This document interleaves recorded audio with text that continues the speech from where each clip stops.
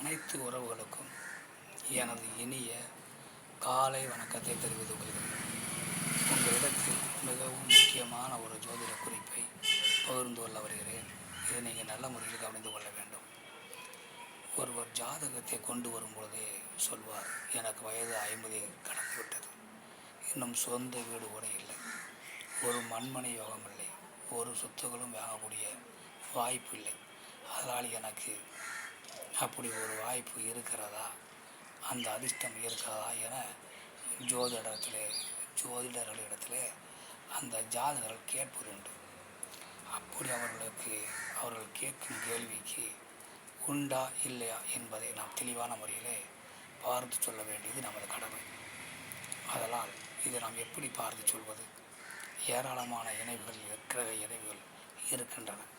இருந்தாலும் அதில் ஒரு இணைவை நாம் இப்போது பார்ப்போம். காலபுருஷனுக்கு 4வது வீடு கடகம். அந்த கடக வீட்டினுடைய அதிபதி சந்திரன். அந்த கடக வீடு என்பது மனையை குறிக்கக்கூடிய வீடு, சுகமான வாழ்வை குறிக்கக்கூடிய வீடு, சொகுசு பங்களாக்கள், அரண்மனைகள், வீடுகள், சுகபோக உல்லாச கார்கள், சுகபோக வாழ்க்கை என இதையெல்லாம் குறிக்கக்கூடிய வீடு, உயர்ந்த படிப்பு, ஏராளமான காரத்துவங்கள் இருக்கின்றன. இப்படிப்பட்ட காரத்துவத்திற்கு அதிபதி தான் சனி பகவான், சந்திர பகவான்.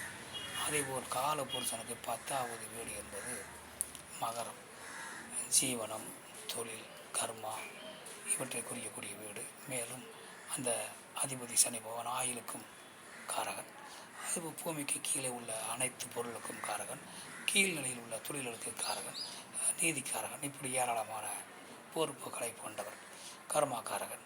அப்படிப்பட்ட சனி பகவான் தான் அந்த காலபுருஷனுக்கு 10ஆம் வீடு ஜீவனஸ்தானத்துடைய அதிபதி.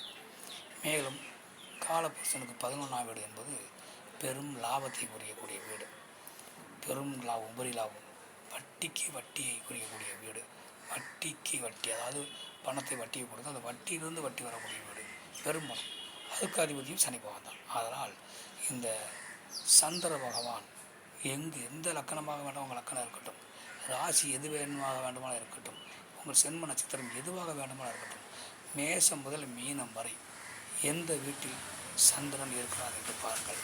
சந்திரனுக்கு அடுத்த வீட்டில் சனி பகவான் இருக்கிறாரா என்று பாருங்கள். இப்போ 2 வீடு தள்ளி கூட இருக்கட்டும், ஆனால் இடையில எந்த கிரகமும் இருக்கக்கூடாது, இருக்கிறார் என்று பாருங்கள். அதே மாதிரி சனி பகவானுக்கு அடுத்த வீட்டில் சந்திரன் இருக்கிறார் என்று பாருங்கள். இடைப்பட்டு எந்த கிரகம் இருக்கிறார். இப்படி ஒரு அமைப்பு ஜாதகம் இருந்தால் 50 வயது என்ன 60 வயதாக இருந்தாலும் கண்டிப்பாக அவர் சொத்துக்கள் வாங்கி சுய உழைப்பால் சொத்து வாங்கி சுயமான சம்பாத்தியத்தை இப்படி இருப்பார். மற்றவற்றை நம்ம அடுத்த வீடியோ காண்போம். நன்றி, வணக்கம்.